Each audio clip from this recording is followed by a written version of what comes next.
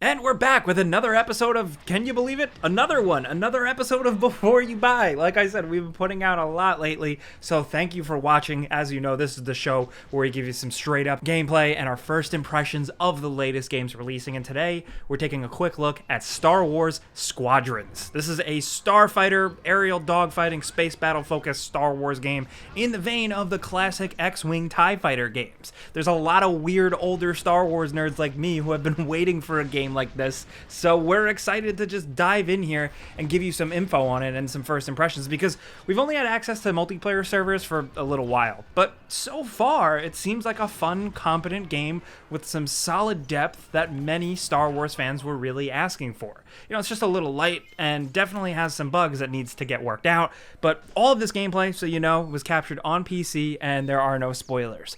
Some of it is in VR because that's how I played primarily, so some of the footage might be a little less sharp. I do apologize in advance, but let's dive in. Squadrons is a 3-tiered game. For most people, it's 2-tiered, but for me, there's 3. There's single player with a story campaign and multiplayer with competitive modes and stuff. Then there's also the VR I mentioned earlier. You can play the entire game in VR on PC or PSVR on PS4. So VR is that 3rd tier, the entire thing. All single player and multiplayer options are completely in VR with seemingly little compromises, and that's pretty sweet.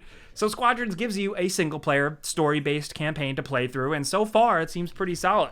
You play as both the Empire, as a TIE pilot, and as the Rebel Alliance as a fighter pilot, and the intro is set after the destruction of Alderaan, but then the main plot focuses around the remains of the Empire after Return of the Jedi and the New Republic. Missions are introduced via a first-person hangar mode where you can view your ship and talk to your ally characters, and then you go into the briefing room, you get briefed on the holotable, and you engage in missions that so far seem to have some nice variation to them. You're flying, you're escorting and protecting, you're attacking, you're fending off fighters, you're taking out capital ships, and some surprises happen along the way. Now, one of the main issues I've seen is the occasional weird graphical hiccup and some dumb allies and stuff, and also some really strange moments where enemy fighters just get stuck on the environment and are just hanging there. Like, sometimes they strangely rotate and fly away and self-fix, but it really kills the immersion sometimes as just a weird movement glitch that happens here and there. I hope it's fixed soon. It's not like super bad or anything, but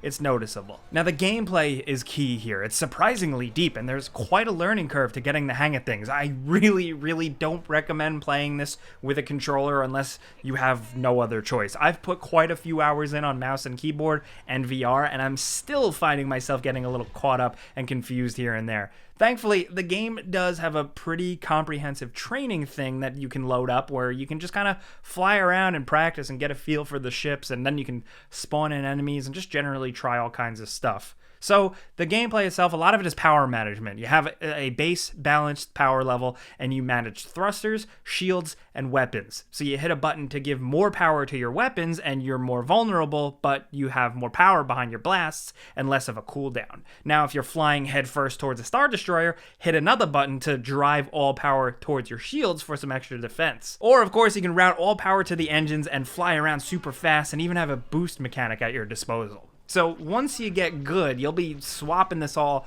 on the fly pretty rapidly. You know, power thrusters to outmaneuver an enemy and get behind them, then put all power towards your firepower and blow them away. You're also managing your throttle too, so you can do things like abruptly slowing down to help you kind of do a big turn faster. Plus, you have lock-on weapons like a variety of different types of missiles to help you out, and you have tools to evade missiles on your tail too. So it's a lot, but you get used to it, you know? It's just a nice and satisfying and challenging gameplay mechanic. There's also a bunch of difficulty modes too. I played some on veteran, and even though it's not the highest difficulty, it's no joke. You know, there's room for practice and skill with this gameplay, but there's also a good amount of accessibility options too if you need them. And overall, there's, I believe, 16 missions, and reports of completion time are ranging from like 7 hours to 10 I've seen out there. It's a $40 game. It's not full priced, but the other big emphasis, of course, is on multiplayer. So far, servers have been working fine, and it seems like a good bit of fun. You know, more fleshed out than I expected. There's dogfight mode with 2 teams killing each other, and then there's fleet battles where you fight to destroy the enemy's flagship.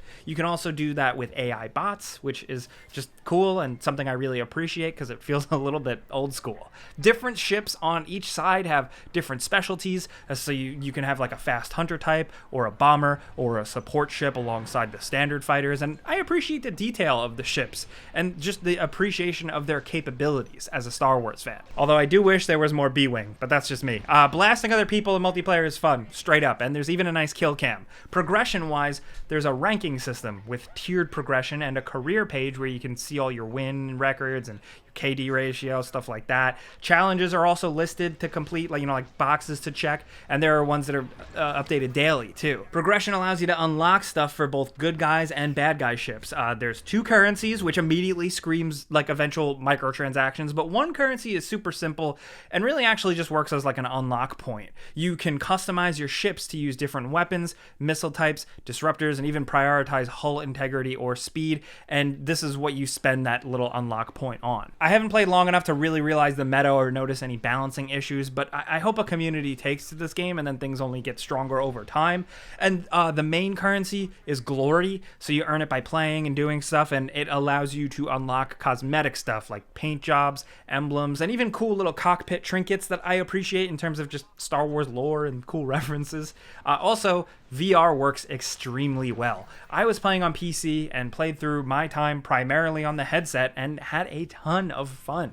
To me, this seems to be the game changer. I think they nailed it here, but I'll admit I'm biased because I am a mega Star Wars fanboy, but it's exactly how I hoped it would be and kind of always dreamed it would be as a kid, and it feels great. The game also has Hota support, so if you have a flight stick or a flight game setup, you can use it here. I haven't been able to test this yet, but I've heard from some folks on social media that the support isn't quite there yet. There apparently are some dead zone issues with certain types of sticks, and more options for mapping overall are needed. So I'll just say, if maybe you have a hardcore setup, maybe do a quick search before you buy and jump in. But I think the fact that they have that support and they have the VR support, I think that's a good sign and shows that they kind of do care a little bit about the more hardcore crowd. So I expect stuff to get updated. And really, I hope so, because I see this game having, more of a cult following over time. For Star Wars TIE Fighter fans like me, this is what we wanted. EA actually seems to have done it here, and it's only $40.